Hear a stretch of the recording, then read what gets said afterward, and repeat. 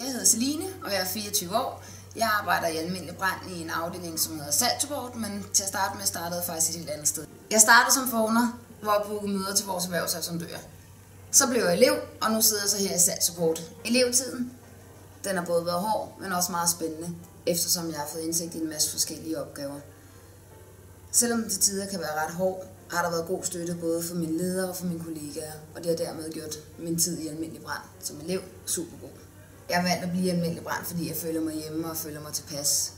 Jeg har god støtte for mine ledere og for mine kollegaer, og der er en masse spændende og gode udfordringer til at udvikle sig, både personligt og fagligt.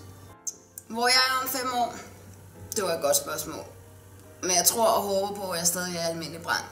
Jeg kan se mange muligheder, og vores ledere er rigtig gode til at hjælpe os videre inden for almindelig brand, hvis det er det, vi ønsker. Så jeg håber og tror på, at jeg stadig er her om 5 år. Spring ud i det. Bliv elev i almindelig brand. Jeg kan kun anbefale det. Der er mange gode arbejdsmuligheder og områder, og det er super spændende.